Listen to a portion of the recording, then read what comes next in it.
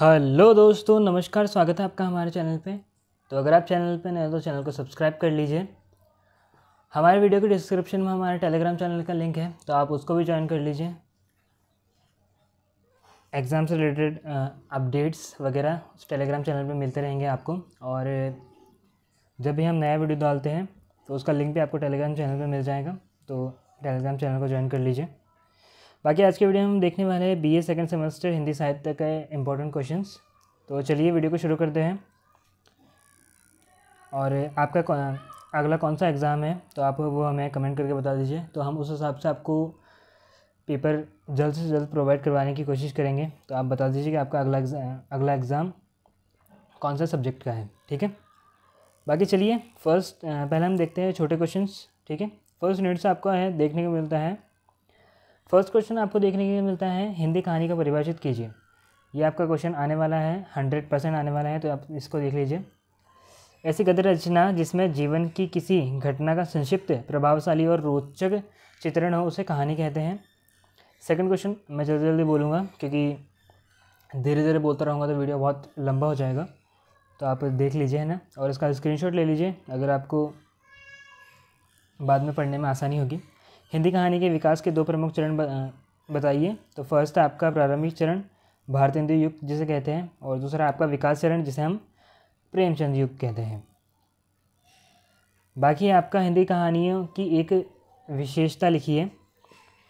तो हिंदी कहानी की विशेषता में आपको संक्षिप्तता और प्रभावशीलता। देखिए इस वीडियो में हम सिर्फ छोटे क्वेश्चंस करने वाले हैं, तो आप चैनल को सब्सक्राइब कर लीजिए, क्योंकि जैसे ही बड़े क्वेश्चंस का वीडियो आता है तो आपको उसका नोटिफिकेशन मिल जाएगा। हो सके तो बड़े क्वेश्चंस का वीडियो हम थोड़ी देर में आपको प्रोवाइड करवा देंगे, मतलब इस वीडियो के डलते ही कुछ 10-15 मिनट बाद में, तो आप उसको भी देख लीजिएगा। चलिए देखते हैं फोर्थ क्वेश्चन, आपको देख लीजिए। हिंदी उपन्यास के उद्भव का एक कारण लिखिए। सामाजिक जागृति और आधुनिक शिक्षा का प्रसार। बाकी देखिए फिफ्थ क्वेश्चन, हिंदी उपन्यास की एक विशेषता बताइए। तो विशेषता आपका विस्तृत कथा, अनेक पात्र और घटनाओं का संयोजक। आप इन क्वेश्चंस को देख लीजिए, आंसर आप अपने मन से लिख लीजिएगा, ठीक है। अगर आपको ये सूटेबल लग रहे हैं तो इन क्वेश्चंस को आप याद रखिए। सिक्स्थ आपका प्रेमचंद का वास्तविक नाम। प्रेमचंद का वास्तविक नाम है धनपत राय श्रीवास्तव। सातवां क्वेश्चन, फणेश्वर नाथ रेणु किस प्रकार के कहानीकार माने जाते हैं। तो आंचलिक कहानीकार माने जाते हैं। गोदान उपन्यास के लेखक का नाम प्रेमचंद। कहानी और उपन्यास में एक अंतर बताइए। तो कहानी छोटी होती है और संक्षिप्त होती है, बल्कि जो आपका उपन्यास होता है वो आपका लंबा और विस्तृत होता है। 10वां क्वेश्चन आपको देखने को मिलता है, हिंदी कहानी के दो प्रमुख कहानीकारों के नाम लिखिए। पहला आपका प्रेमचंद और दूसरा आपका फणेश्वर नाथ रेणु। इकाई एक के क्वेश्चन देख लिए हैं, अब देखते हैं इकाई सेकंड के। तो प्रश्न आपको देखने को मिलता है, एक टोकरी भर मिट्टी कहानी का लेखक कौन है। तो इस कहानी के लेखक आपको देखने को मिलते हैं प्रेमचंद। दूसरा है, एक टोकरी भर मिट्टी का मुख्य पात्र कौन है। तो मुख्य पात्र आपको देखने को मिलता है होरी। एक टोकरी भर मिट्टी का केंद्रीय संदेश क्या है। केंद्रीय संदेश है, मानवीय संबंध धन से अधिक महत्वपूर्ण है। अगला फोर्थ क्वेश्चन आपको देखने को मिलता है, बड़े घर की बेटी का नायक कौन है। तो अनारकली के पिता जो आपके कौन है, ठाकुर उदयभान, ये आपके बड़े घर की बेटी के नायक हैं। बाकी आपको अगला फिफ्थ क्वेश्चन देखने को मिलता है, बड़े घर की बेटी कहानी में सामाजिक समस्या कौन सी दिखाई गई है। तो कौन सी आपकी सामाजिक समस्या दिखाई गई है, दहेज प्रथा और पारिवारिक कलह। सिक्स्थ क्वेश्चन आपको देखने को मिलता है, अपनी सी जीत कहानी का लेखक कौन है। तो अपनी सी जीत कहानी के लेखक आपको देखने को मिलते हैं प्रेमचंद। बाकी चलिए आगे बढ़ते हैं। आगे आपको सेवंथ क्वेश्चन देखने को मिलता है, अपनी सी जीत कहानी में जीत का भाव किस रूप में प्रस्तुत है। तो जीत का भाव आपको प्रस्तुत है आत्मसम्मान और स्वाभाविक की जीत, आत्मसम्मान और स्वाभिमान की जीत। अगला है आपका, प्रेमचंद को हिंदी साहित्य में किस उपाधि से जाना जाता है। तो उन्हें उपन्यास सम्राट के नाम से जाना जाता है। ये क्वेश्चन भी आप ध्यान रखिए। बाकी है आपका, बड़े घर की बेटी की नायिका का नाम है। बड़े घर की बेटी की नायिका का नाम है आपका अनारकली। बाकी आपका है प्रेमचंद की किसी एक अन्य प्रसिद्ध कहानी का नाम। तो आप प्रेमचंद की कहानी का नाम आपको देखने को मिलता है, क्या है? पूस की रात। थर्ड यूनिट, पंचलाइट कहानी का लेखक कौन है? फणीश्वर नाथ रेणु आपके पंचलाइट कहानी के लेखक के रूप में जाने जाते हैं। अगला क्वेश्चन आपको देखने को मिलता है, पंचलाइट कहानी का मुख्य पात्र। तो मुख्य पात्र आपको कौन है? गोदान। पंचलाइट का मुख्य संदेश क्या है? तो पंचलाइट का मुख्य संदेश तो सामूहिक सहयोग और आपसी विश्वास का महत्व।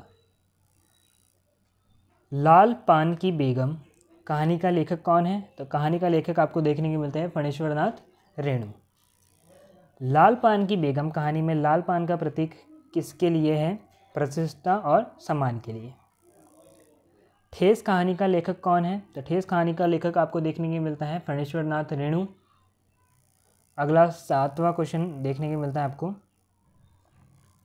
ठेस कहानी में किसकी ठेस लगती है?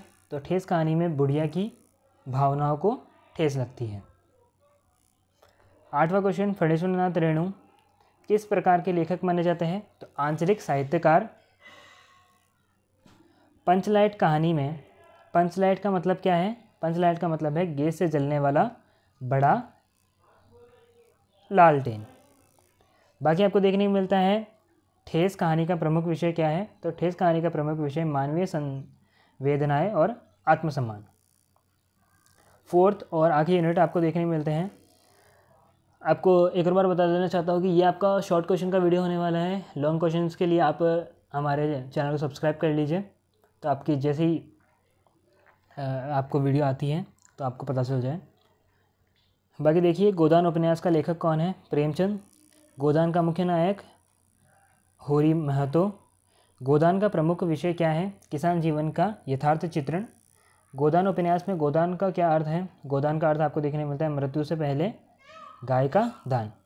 गोदान में हीरो की पत्नी का नाम क्या है? तो धनिया। गोदान में गोबर कौन है? होरी का बेटा। गोदान उपन्यास का सामाजिक संदेश क्या है? आपको गोदान उपन्यास का सामाजिक संदेश बताना है गरीबी, शोषण और सामाजिक अन्याय का विरोध। अगला है, प्रेमचंद को किस उपाधि से सम्मानित किया जाता है? तो उपन्यास सम्राट। गोदान किस वर्ष प्रकाशित हुई? तो गोदान आपकी प्रकाशित हुई 1936 में। गोदान का अंत कैसे होता है? तो गोदान का अंत होता है आपका होरी की मृत्यु और अधूरा गोदान। तो ये थे आपके 2 मार्क्स के क्वेश्चंस। आई होप आप को इस वीडियो से हेल्प हो। बाकी जो हमारे क्वेश्चंस हैं, बड़े क्वेश्चंस हैं, उनके लिए एक सेपरेट वीडियो आएगा, तो आप चैनल को सब्सक्राइब कर लीजिए। इस वीडियो के बाद हम उस वीडियो को लाने की कोशिश कर रहे हैं। तो धन्यवाद।